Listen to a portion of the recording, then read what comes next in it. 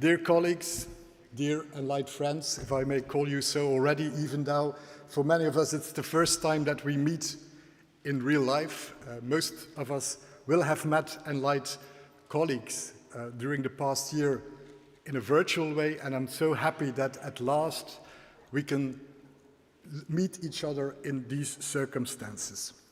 I also like to welcome the colleagues that are following us through the YouTube live stream. I hope that everything works all right.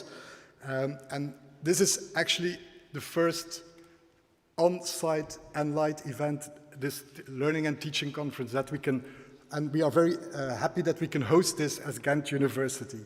By the way, my name is Frederik de Dekker. I'm the head of the International Relations Office of this university, which we will show you during the next couple of days. As you can imagine, the last couple of weeks has been quite a stressful period. Organizing such an event in such uncertain circumstances is, of course, not easy. And I'm very happy and glad that the whole team, which I would like to thank wholeheartedly for all the efforts they have taken to organize this, has managed to gather us here in this way. In this way means that safety is, of course, very important. We have organized this in such a way that you have been asked to show your COVID safe ticket. You've also been asked to wear your face mask when you're not eating or drinking, and I'm very glad to see that all of you are doing that. And we will also try to keep a distance wherever possible.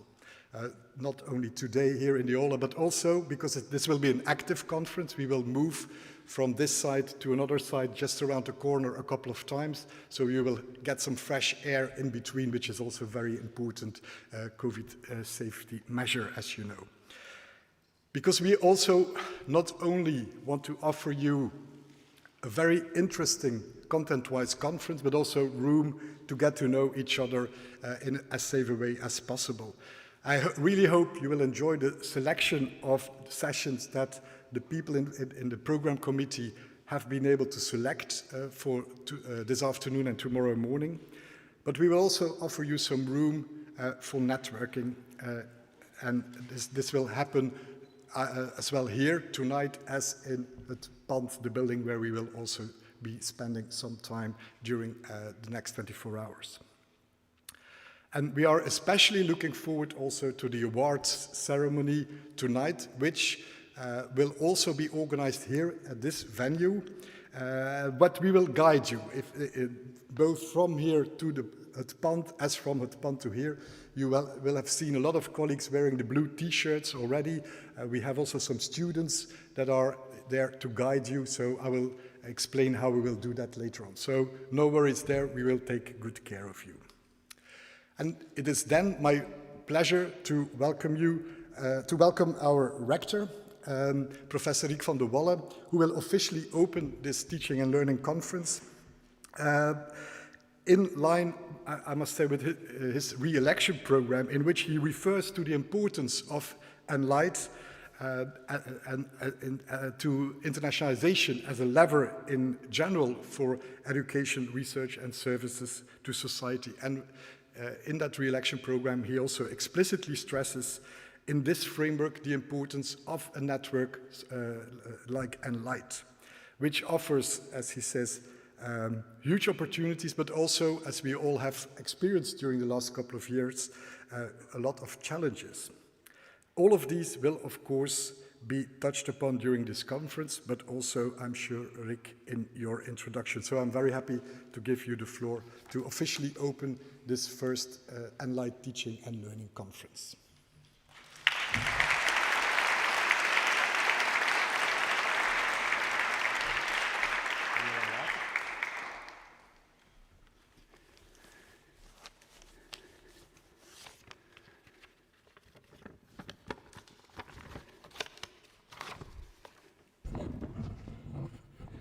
Thank you, Frederick in English, Frederik in Dutch. Dear colleagues, dear students, dear guests, flashback to the 1st of March 2021. You might have been sitting behind your computer that day, attending the official kickoff of ENLIGHT. And then you might have heard me say, as the very first sentence of my opening speech, with lots of pride and admittedly a little relief as well, that very first sentence was, "We are finally there." For yes, indeed, on the 1st of March, we were finally there to officially launch the new and highly ambitious European university network formed by 9 comprehensive research-intensive universities from as many countries all over Europe. And almost 9 months have passed since, and I would like to repeat these simple words. We are finally here. Finally here. Indeed, as today's and tomorrow's Teaching and Learning Conference is the very first ENLIGHT event in which we can physically bring together staff and students from all 9 partner universities. Now, the surges of the pandemic make it much harder than we had hoped for to jointly form a solid fleet and sail straight to our goal. More often than we could have imagined, we had, and still have, unfortunately, to adjust plans and map alternative routes. And yet, at the same time, the past period has also shown that clear objectives and shared ambitions, strong determination and sparkling creativity, hard work, and genuine commitment can take us a long way, despite all difficulties. I do not doubt that we have every reason to believe in the success of our ENLIGHT journey. And this conference should put some extra winds in our sails. Interactions with peers and colleagues will be a substantial element of it during not only the official program, but also the social events we organize alongside the program against the backdrop of the city of Ghent. What is ENLIGHT about, by the way? Well, let us not forget what has brought us together in ENLIGHT in the first instance, and this was an ambition. It is the steep ambition we all share to jointly shape and give shape to the teaching and learning at universities of the future, in the future. And this very first ENLIGHT Teaching and Learning Conference can therefore only aim equally high. It is meant to kickstart the process of transforming our shared ambition into a series of targeted actions and smart interventions. And finally, hopefully, resulting in an essential achievement that can be credited to ENLIGHT and its constituting partners, to us, to you, basically. And today and tomorrow, we will share innovative teaching practices, and we will facilitate community building and co-creation within our network. Peer learning. Peer learning will be the main conference theme, as you know, referring, of course, to the teaching and evaluation methods we use in our course units and our course programs, but also to the fact that lecturers have lecturers have a lot to learn from their students and from each other as well. These various facets of peer learning are well reflected in the entire setup of the conference. In the course of the next 24 hours, there will be more than 50 different sessions in which best practices will be shared and participants can learn from each other's experiences. The sessions will not only be brought to you by experts, but also by fellow lecturers and researchers, and not to be forgotten, by students.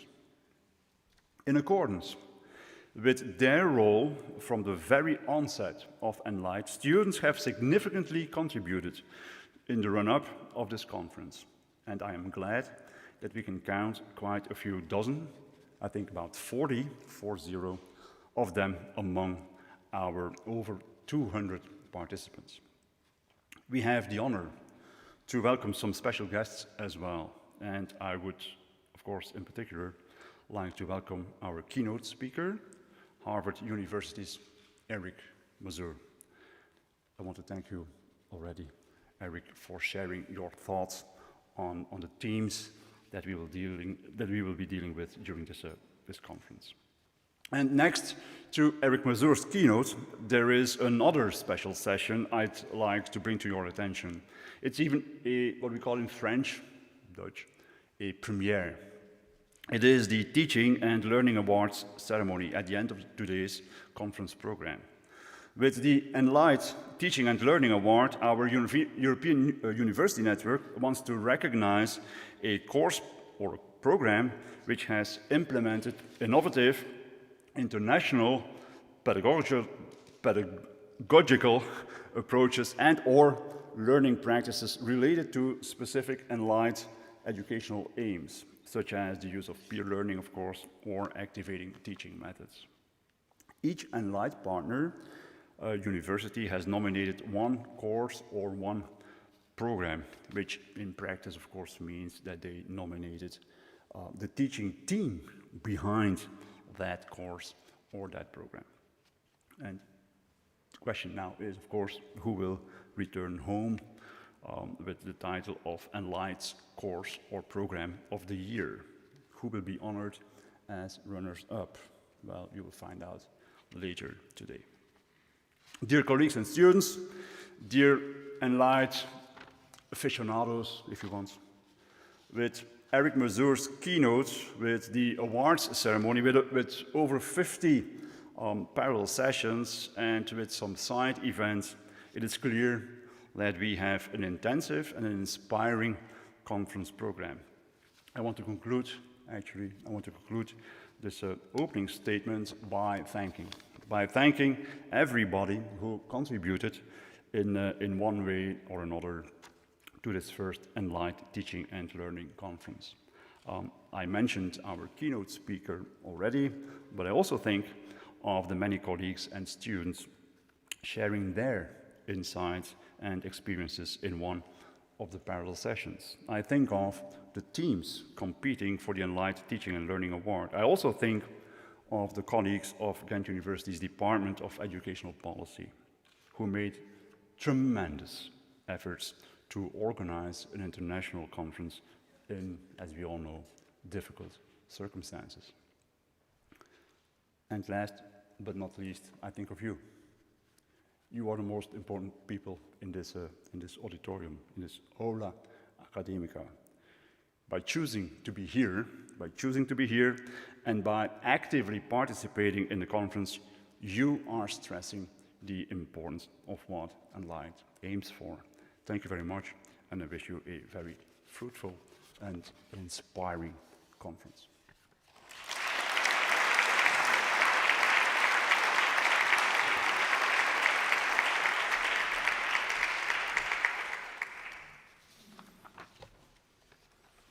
Thank you very much, Rick. And then it's now my turn to also invite and introduce Professor Eric Mazur. As was already said, Eric Mazur is a professor at Harvard University, where he holds the Balkanski Chair of Physics and Applied Physics, and he's also the Area Chair of Applied Physics at his university, where he is a member of the Faculty of Education at the Graduate School of Education, and also the past president of the Optical Society, an internationally recognized scientist he is, and a researcher who leads a vigorous research program in optical physics in the physics department. Eric Mazur founded several companies during his career, and he still plays an active role in industry.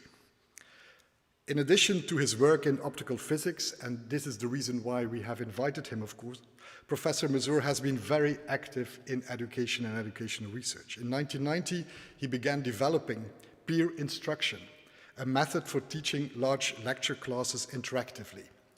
And he is also the author of Peer Instruction, a user's manual, a book that explains how to teach large lecture classes in an interactive way. In 2006, he helped produce the award-winning DVD Interactive Teaching. Dr. Mazur's teaching method has developed a large following, both nationally and internationally, and has been adopted across many disciplines.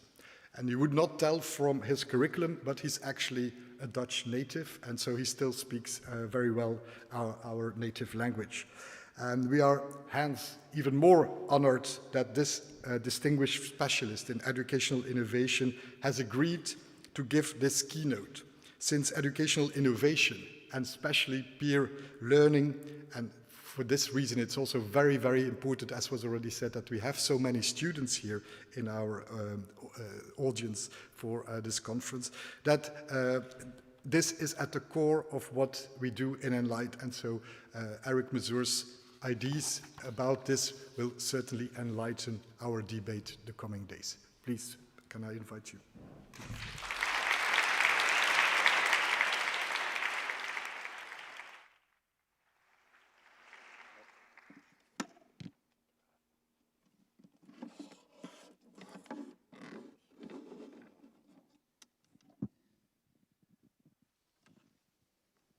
Thank you so much for that kind introduction. What a day. I'm no longer used to wearing shoes when I give talks. Where's the chair behind my screen? This is my first talk in, let's see, it was February 2020, so you know, it feels very special. In fact, when I accepted this invitation, I was convinced it was going to be virtual. Anyway, I hope I have not forgotten how to give talks live. Let me start with a picture of me teaching my class a long time ago, 1990, at Harvard, just before I developed peer instruction. This picture is a picture from representing Heinrich of Germany, Emperor of the Holy Roman Empire, giving a guest lecture at the University of Bologna in 1230. You don't have to be a very astute observer to see that very little has changed in education in close to 1 millennium. Now, I've spent my career trying to innovate my approach to teaching and my approaches to assessment.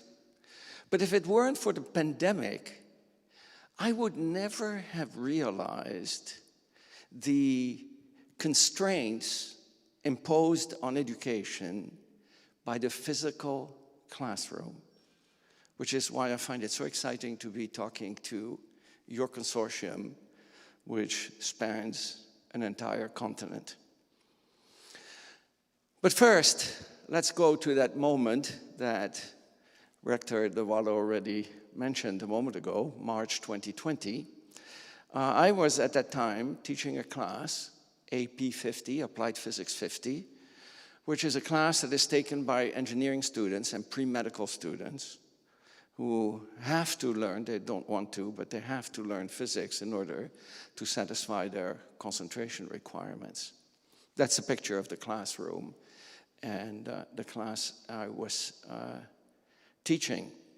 So that class, which I designed about, I think, 7 or 8 years ago, I don't remember exactly when, but it was about that time, was a radical departure from everything I had done before. I took a year off to ask myself, if I were to design the ideal learning environment for somebody who's not really interested in the discipline I'm teaching, what would it look like? I literally started with a clean slate. I pushed everything I'd done off the table and said to myself, I want to start from that premise. I want to design an ideal learning environment, both physical as well as curriculum-wise, for my students. And I decided, first of all, to make the course team-based. Think about it. A typical university education is completely focused on the individual. Students come to class, and yes, they may be sitting next to other people like you are right now, but essentially they're listening alone two lecturers lecture, even now, around the globe, everywhere. They go home, they study alone. Then we ask them to come in for an examination. They have to get rid of everything, their computers, their books. They're not allowed to communicate with other people, because that's how they'll work later in the workplace. In fact, I heard that on some standardized tests in the US, like the advanced placement test, you cannot even bring in your watch anymore, because it could be a smartwatch.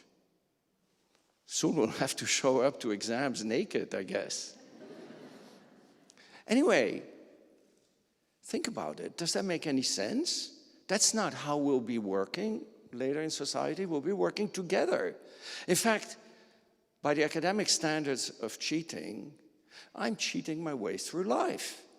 When I write a paper in photonics, which is my research area, I talk to other people. I look up things. Anyway, so I decided to make it completely team-based. Because if you think about the things that are the biggest problems in companies, anywhere, in society in general, it's people not being able to work with other people. Don't we then have a moral obligation on how to teach people how to work with others? So I decided to completely switch to team-based learning. The second thing was that I decided also to make it completely project-based. You see, every year when I would start my course, I would tell my students how important physics is, and I generally believe in that. And I would tell the engineers and the pre-meds in my course, you know, learn this, it's good for you, giving them a copy of my textbook, you know, because I sincerely believe that the skills that you learn in a discipline like physics are skills that are very transferable to many other activities and problem solving. But as I was designing this new course, I realized that that sounds a little bit like your mother telling you, eat spinach because it's good for you. Right? I mean, you do it, but you don't really want to do it. And especially, you know, if it's a physicist telling you that physics is good, if I put myself in the shoes of a student, I'd be very skeptical myself. So I decided, you know what, I'm going to put the textbook aside. And instead, I tell my students, we're going to work on some really exciting projects. And I try to add to the projects a component of empathy or social good, so that the project becomes important in the minds of my students. And when they're really excited about the project, I grab my book and I tell them, you may want to have a look at this book because it could help you with your project. So the content, rather than being an abstract goal in the minds of the students, becomes a vehicle, if you want, to accomplish a goal that's more meaningful in the minds of the students. Now, this combination of team-based and project-based course is all aimed at promoting an intrinsic motivation to the learning. The team-based gives somewhat of a social responsibility. I make sure, and this is very important in team-based learning, the first thing you have to do is you have to jack up the level of difficulty of the curriculum. If you give to the students in a team-based environment a curriculum designed for individuals, then whoever is the best students in the team can do the work and the others can just, you know, ride the coattails of the student who is the best one. You have to make it so hard that even the best students think, I'm not sure how I'm going to do this. And the students then immediately realize they will need each other. They will depend on each other. And if I, as a member of a team, come 10 minutes late for each meeting and I haven't done my preparatory work, my 3 peers on my team, because we have 4 students in a team, will be very unhappy with me. And students are much more sensitive to feelings from other students, from peers, than my feeling as an instructor. So that sort of creates a social responsibility, if you want, for the learning. And the project creates a strong intrinsic motivation. Now, the learning space was also completely different. We didn't teach in an auditorium or any space with the seats facing forward. If you stop to think about it, spaces like that, the one we're in now, are designed for performances. They're modeled after the Greek theater. And the Greek didn't design the theater as a learning space. It was a performance space. So I decided that I was going to completely change the space. We converted an old library into a flexible space. Nothing was fixed. There was no layout. There was a default layout. Every instructor can organize it whichever way she or he wants. Movable boards. But as I said a moment ago, until the pandemic, I did not realize how confining walls are. And how, if you've been educated in a traditional classroom, how difficult it is to imagine a very different approach to education. There are no lectures. I love lecturing, which is why I'm so happy to be here, because I get to lecture.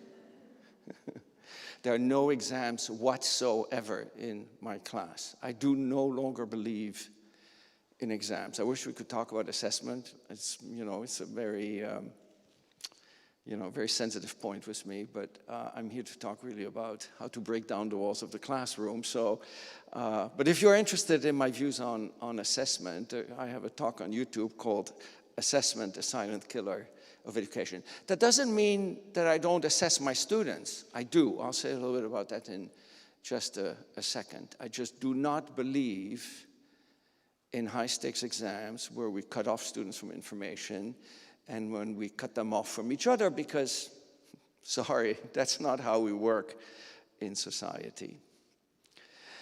So let me say a little bit more. So what do I do in the classroom if there are no lectures? Well, this is still in the pre-pandemic model. I used a blend of 6 scaffolded best practices, and the details don't really matter that much, but essentially they build on each other, a little bit like Bloom's taxonomy, with first, going from top to bottom, 2 activities at the understand level of Bloom's taxonomy, then 2 activities where they have to take their understanding and apply it to a new context, and finally 2 different activities that are focused on evaluation. And if you want to find out more, you can go to this URL, bit.ly/AP50class, which I believe should point you to a very nice website that was made by the Harvard Graduate School of Education about my class. I'll give you a URL later so you can look these slides up so you don't have to do it right now. And then, March 13, 2020, we were forced off campus. I got a 2-day warning. Well, actually, I was already prepared because my sister works at the World Health Organization, so she was spending the holidays with us in 2019, 2020. She flew back from Boston to Geneva on the 3rd of January, and on the 4th of January, I started getting text messages, stock up on food, buy masks. I said, it's totally crazy. But then the intensity increased, and then I have a number of colleagues who were former group members in China, and towards the end of January, China went online, and I thought, maybe we'll go online too. So I started to think about it already, but I was so engrossed in the teaching of that course that I didn't really have as much time to prepare as I would have wanted. And by the time the president of Harvard announced that we were going to go online, it still came as a shock to both the students and me. And Harvard has a very diverse student population. I have students from South Korea, from Nigeria, from all over Latin America, from Europe, even from the US. So they come from really all over. So March 13th, we were sent online. And I found out that actually this team-based approach translated pretty nicely online. In the class, they would work at a table. On Zoom, they work in a breakout room. And many of the activities that I did, including interactive teaching, I could fairly easily adapt them to an online environment. And in fact, at the end of that semester, when the university did a survey of the students asking whether there had been a continuity between the first 1.5 months of the semester, February and the beginning of March, and the second half of the semester until May, you know, something like, I think it was 86% of the students agreed that there had been a very good continuity. My course scored very highly on that, and it's something like 60% that they strongly agreed with that statement.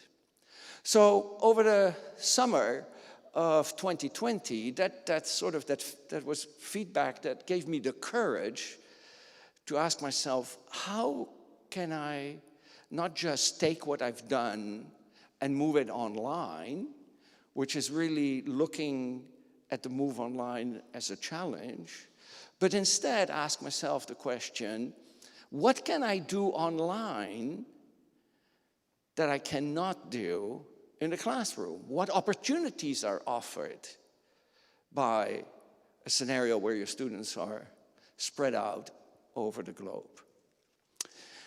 And I ended up implementing a number of changes. I'm going to briefly highlight 3 of them. The first 2 are there on the screen. One is to minimize synchronous and instructor-paced instruction. I'll elaborate on that in just a second. And the second one is to personalize instruction. Let me explain what I mean by these 2, and then I'll tell you about the third change I made. So, you've heard probably a lot about synchronous and asynchronous. With synchronous, I mean everybody together at the same time, like we are here. But I also want to highlight instructor-paced versus self-paced. Typically, when you're in the classroom and when there's an instructor present, the activities that are taking place tend to take everybody in that class at the same pace. But we know that learning for different people doesn't take place at the same pace. Sometimes one person learns something a little bit faster than another. It's a very irregular, if you want, process, which would be much more effective if it were student-paced or self-paced rather than instructor-paced. So if you think of a lecture like mine here right now, it's both synchronous and instructor-paced because I'm the one setting the pace. If you record the lecture and then show it, it becomes asynchronous, but it's still instructor-paced. Well, you could pause the video and think. But in fact, you know, students tend to do the opposite. Where is that button to put it at 1.5 or 2.0 and get through it as fast as possible? So I would say it's still instructor-paced rather than self-paced. If you go to a lab would be synchronous because you need to book that physical space to do the experiments together. But once you start working on the experiments, it's self-paced, not instructor-paced. And then homework or study is, of course, completely asynchronous and self-paced. So over the summer last year, as I was thinking, you know, how can I make use of this online? I thought the more I move from synchronous to asynchronous, and the more I move from instructor-paced to self-paced, the more I will match the learning needs of the students, but also the more it frees up my time as an instructor to help the students there where it really matters. There was another thought that crossed my mind, but I forgot it now, but it'll come back. So what about personalizing instruction? Well, instead of having all the students come to one Zoom room, as I'd done when we transitioned in the pandemic, I decided, why not have the instructional staff come to the students' rooms? So instead of having, at that time I had 80 students, instead of having had all the 80 students in one Zoom room and then go to breakout rooms, I had every team make their own Zoom room, and we just have a directory. And then if a student, if a group of students, if a team needs one of us to just post a message. We use Slack for that, but you can use any other things. And then we go to their space rather than them having to meet. I discovered this is wonderful to have every student on the front row. When you have just 4 students in a Zoom room, I got to know every single student. Those little name labels there at the bottom are so good. Whenever a class gets bigger than 10, 15 students, I have trouble remembering names. With that, I got to know every single of my 80 students. The last thing I did was that I completely changed the assessment. I used to have still a limited number of assessments. I decided, I was reading over the summer about an approach to assessment called specifications grading. If you've never heard of that, Google, yes, Virginia, there's a better approach to grading. And you'll see an article in Inside Higher Education, which for me was transformative. Essentially what I do is I break down the material in my class into small units, 68 of them. And every little unit has specifications. This is what you need to do in order to meet specifications for that unit. If you don't meet specifications for that unit, you try again. And if you still don't meet it, you try again. Of course, at the end, you'll run out of time.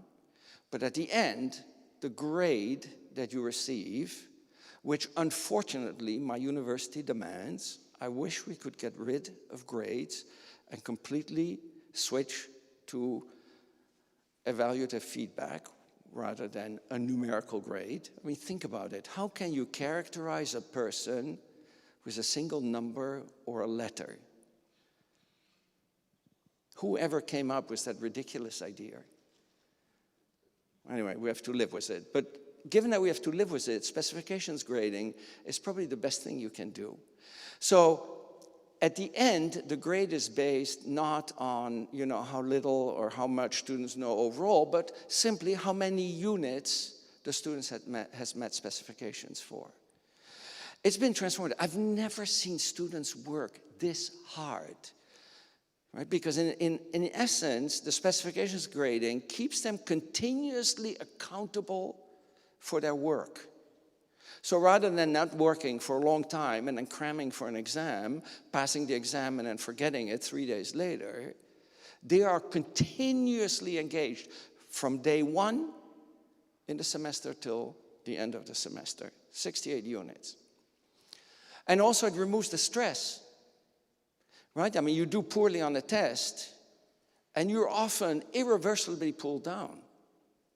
Here, if on a unit you don't meet specifications, you just do it again. So let me show you some results to show you that the combination of things, and unfortunately I don't know which one was the most important one, right? Because I tweaked a few knobs at the same time, and it would be unethical for me to come back, to revert back and eliminate one. Maybe somebody else can do that experiment. I'm not going to do it. But let's first look at the fall content learning grades. Over many, many years, I've used an instrument called the FCI, Force Concept Inventory, that tests students' conceptual understanding of Newtonian mechanics. And I show here the pre-semester to post-semester gain. Day 1 of the semester, last day of the semester. The red is the in-person class just before the pandemic. Actually, not just before the pandemic, a year before the pandemic.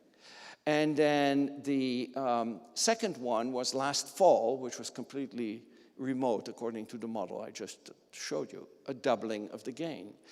This is for the spring semester. It's another instrument called the Conceptual Survey of Electricity and Magnetism. Again, a doubling of the gain that I achieved in person in the classroom. I can show you so much more data. We looked, for example, at self-efficacy. Self-efficacy is a person's belief in their ability to succeed in a certain domain. It's a psychological term coined by Bandura, who unfortunately just passed away a few months ago. And it's very important because self-efficacy sort of determines which areas you're going to work hard in. If you have high self-efficacy in something, like say in physics, and you don't do that well on a problem or whatever in any physics settings, you just tell yourself, well, I didn't work hard enough. If you have low self-efficacy and you do poorly, your reaction is, well, you know, physics is just too hard for me, or singing is too hard for me, or whatever it is, right? So it turns out that self-efficacy in physics, in lecture-based courses, to students who are non-majors, goes down. So if you take an engineering student who take a physics course, you test their physics self-efficacy at the beginning of the term and the end of the term, you find that at the end of the term, they have lower self-efficacy, so lower ability and be able to succeed in physics than at the beginning. Physics is just too hard for me. With majors, it's, of course, different. I never measured it on my students when I gave a lecture. The first time I measured it was when I developed peer instruction, and I did it in a classroom like this. And I was horrified by the result, because what I found was that the self-efficacy at the end was the same as the self-efficacy at the beginning. And I had so hoped that it was going to go up. When I switched to this team and project-based course in person, that was the first time that I saw the self-efficacy increase. But when we went to the remote scenario, the self-efficacy gain doubled. Okay, so it was twice as large in the remote scenario due to those changes I made. I don't know if it was the specifications grading or the breaking up of the classroom into small 4-person classrooms. I don't know, but they doubled. On top of that, the students express sense of growth and autonomy. This comes from self-determination theory, which says that when people feel that they have a sense of autonomy, that they have a sense of growth, and a sense of relatedness, being part of a community, they are better at carrying out tasks than when they have low sense of growth, autonomy, and relatedness. So I'm measuring now those parameters throughout the term, and there was a dramatic increase in growth and autonomy, as well as in students' sense of support and community. And at the beginning I thought, that's amazing, right? Here we're online teaching remotely, and the students express a greater sense of connectedness, relatedness, and community. But in part it's due because it's so much more personal in a small setting. As a consequence of all of this, my course evaluation shot up. Typically, when I teach a course for majors, I get, you know, like 4.8 on a 5-point scale. But when it's non-majors, that drops down to 3.8, where 3 is good, and 4 is very good, and 5 is excellent. Last year, my evaluation went to 4.88 on that 5-point scale, which means I immediately got punished because this year 120 students showed up for this course. In fact, I think it's no understatement to say that I did my best teaching ever last year, in spite of the pandemic. Summer 2021, a few months ago, the Dean of the Faculty of Arts and Science said, next year, we're back in the classroom. And I immediately started to think, you know, now what? Am I simply going to revert back to what I did before the pandemic? I mean, that would be unethical, right, given the results that I had. So I decided to at least keep a number of the components. Everything, oh, I know now what I forgot to say. Everything that I'd made asynchronous, I kept asynchronous. This is what I forgot to say earlier when we were talking about asynchronous versus synchronous. When I was thinking, you know, what are the activities that I can do asynchronously in my classroom? So I put the 6 activities that we did in the classroom, every component of the course. I made a list and asked I highly urge you to do that for your courses. Ask yourself, why am I doing this synchronously? you'll find that it's often because of the need of a physical classroom, which needs to be booked because we can't all be together with our colleagues and all the students in one classroom, so you need a schedule. That is the main constraint on synchronous versus asynchronous. But as I had this list, I was thinking, I can make this asynchronous, I can make that asynchronous, I could actually make everything asynchronous. The only reason I kept a little bit of synchronous instruction was because the administration of my university demanded that there be some synchronous instruction. Now, that synchronous instruction was basically supervised activities that were synchronous. There was not lecturing or anything like that.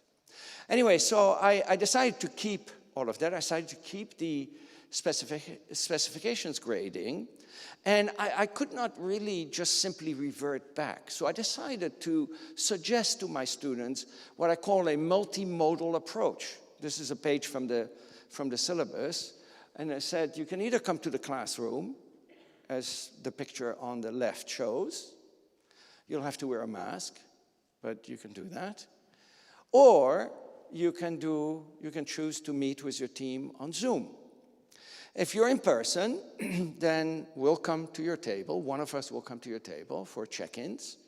And we still tell them to share their work on Zoom. So even if they're at the table, they're on Zoom, but they don't connect the microphone or the video because you can see each other. There's no need. But at least they can share their work. Everybody can see each other's work in a very efficient way, rather than using a whiteboard or anything else.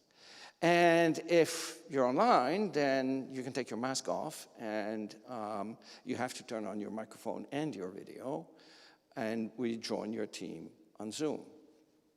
I was very curious and a little bit nervous, too, as to how this was going to work out. The classroom, the physical classroom only holds, it was built for 50 students, pardon me. We can cram in 75 students, but there was no way that we could put 120 students in there.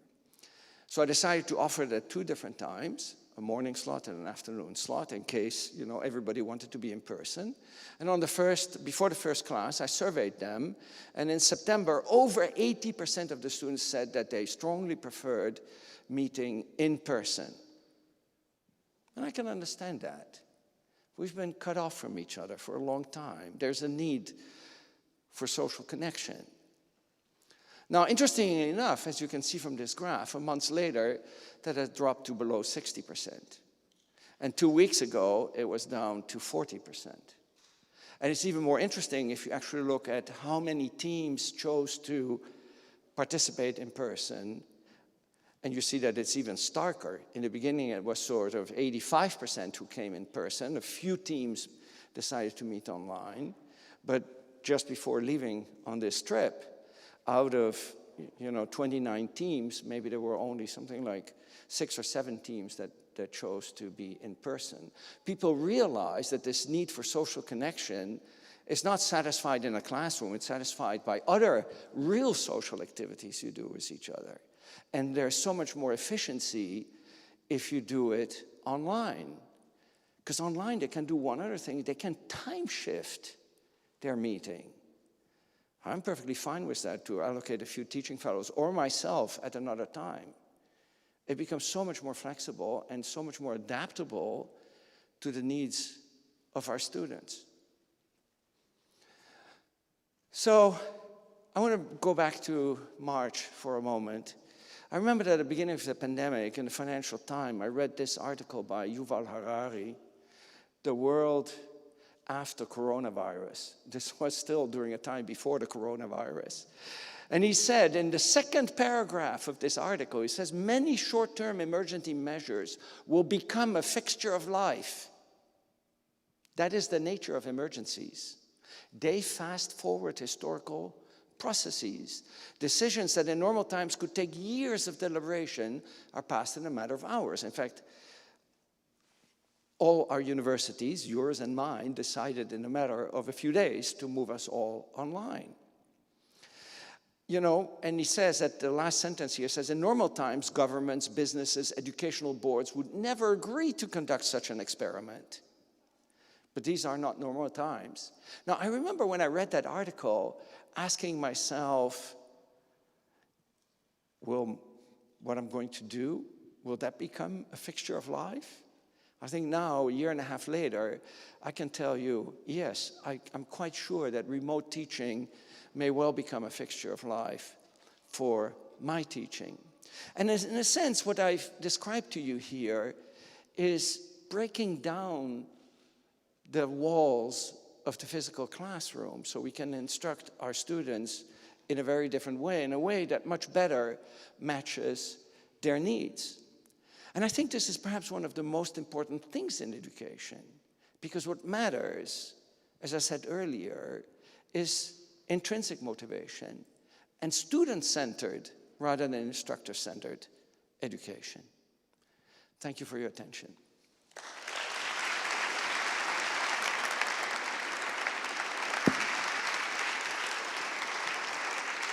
Do we still have time? Thank you very much. It is obviously very clear why you loved teaching and lecturing. Thank you very much. But I can also imagine that what you've done with this shift is also very much appreciated by your students. We have a few minutes left for a couple of questions. Roxanne, our colleague, is there with a microphone for colleagues who have a question in the room, and also the people following online can ask questions, and normally Annelies will then send me a signal to the questions about that. There is somebody up there I can see, so Roxanne, if you can bring the mic there.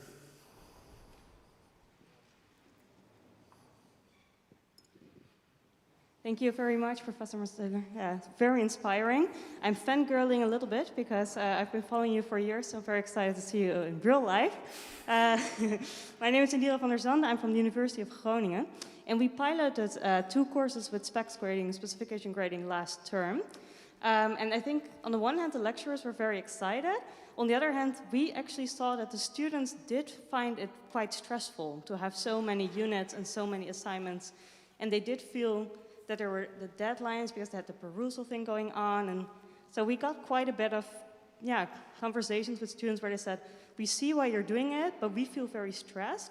So I was quite curious, do you have any tips on how to do this better? Because this was only our first pilot. So did I understand that you implemented specifications grading? Okay, oh great, that's great. I do see that for some students it doesn't work as well because I mean, look, change is difficult, right? No matter what. It's difficult for us, it's difficult for students, right? And I find that for some Harvard students it's very difficult because how have they gotten into Harvard? By doing well on high-stakes tests. And now all of a sudden they choose a course where there are no high-stakes tests, where they can't just cram. In fact, some of my students have referred to other courses that they take as cram and flush. I'd never heard that term until last year. Cram and flush. You remember it for 3 days and then you forget it. So yeah, I can imagine that it's difficult. I think it would be good to offer the students an opportunity to choose. And luckily we have other tracks at Harvard. So if a student really likes the old approach, then let them take that approach. Overall, you saw, I mean, I showed some data, but I could also show you the evaluation data, which are probably even more convincing than the content learning gains, that the students who do choose for the model that I offer are extremely happy and supportive of it. So I would certainly not force all your students through this approach. I would advertise it, and hopefully by word of mouth, we can start moving the needle and go more towards an assessment approach and a teaching approach that mimics more the way society works. Because, right, I mean, that's another thing you don't have to tell your students. You're not going to get any exams later in your life where you're not allowed to look up anything. It's just not how society works, period. Okay, thank you very much. I see some more hands raised. But there is a Q&A session later this afternoon with Professor Mazur, so I will advise the people that had still their hands raised to go to that Q&A session later this afternoon. Again, a warm thank you, Eric, for sharing this very interesting experience that you have with us here this afternoon. And it is now time to move to the other building, to Het Pand. As I said, you will be guided by the students to go there. The first group that is already leaving are the colleagues who are giving a presentation in 15 minutes, so that's why we asked them to leave the room first. They will go to Het Pand first. So all the presenters are now leaving the room, and all other colleagues will be asked to go outside. So some colleagues will guide you and will tell you when your row can go outside of the room, and from there you will be guided to Het Pand by the students wearing the blue t-shirts.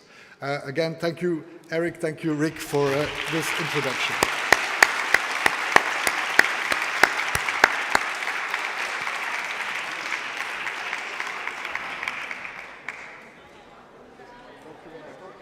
Ja, absoluut. Ja.